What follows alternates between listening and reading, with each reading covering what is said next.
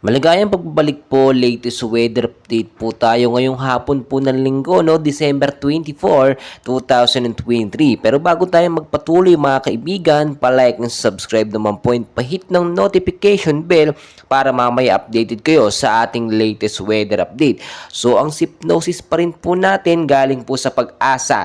Northeast monsoon po ang siya nakaka-apekto sa ilang bahagi po ng Northern at Central Luzon. Nililinaw ko lamang po wala po tayong bagyo or storm signal sa loob po sa labas ng Philippine Area of Responsibility. Pero may mga binabantayan po tayong mga cloud cluster na posible nga po maging isang ganap na low pressure area within 24 to 48 hours. So monitor po natin yan, yung sama po ng panahon na yan, dahil nga po ina-expect natin ngayong Pasko hanggang sa magbagong taon ay posible po tayong makaranas ng isang bagyo. So tuloy-tuloy po tayo ngayon, no, sa ating latest weather update. Sa area po ng Eastern Visayas, Caraga at Davao Region, ang panahon po dyan ay maulap, no, ngayong hapon, at posible po nga maging maulan po pagdating naman po sa gabi. So mas magandang maging handa tayo. I-ready po natin ang ating payong jacket o kaya naman po kapote kung aalis po tayo sa mga nabanggit po na lugar. Posible din po magkaroon ng pagbabaha, no, sa ilang mababang lugar sa mga nabanggit po na lugar dyan sa may bandang Luzon, Visayas at Mindanao,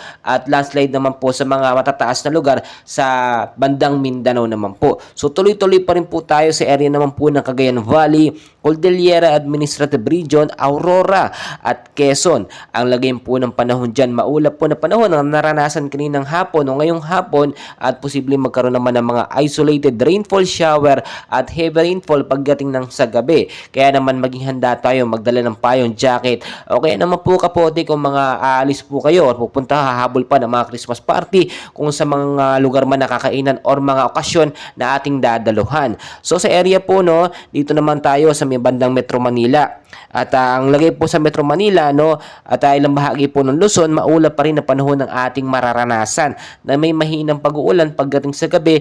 Posibleng lumakas po yan, dala po yan ang tinatawag natin, no, na Northeast monsoon na nakaka-apekto sa ilang bahagi ng North at South Luzon. Ag-ingat pa rin tayo sa banta po ng pagbabaha dyan sa mababang lugar sa Metro Manila.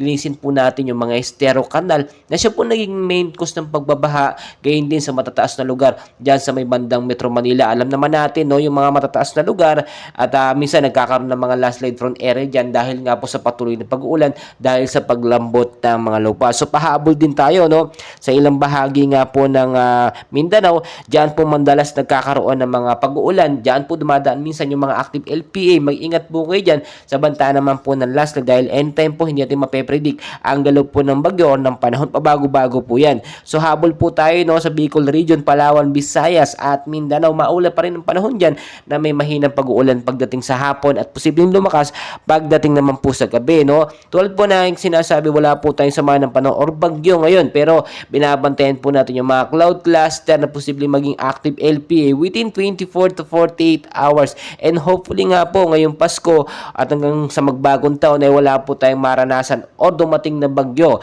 Pero ayon na rin po sa ating pinaka-latest weather forecast, posible po tayong makaranas ng masamang panahon pagdating nga po sa Pasko at posibleng abutin ito hanggang sa bagong taon. And hopefully hindi nga naman po magkatotoo at magbago. Alam niyo naman ang panahon, pabago-bago po yan. And please, huwag niyo kalimutan mag-like and subscribe para updated kayo sa ating mga daily weather updates. Maraming salamat po sa inyong lahat.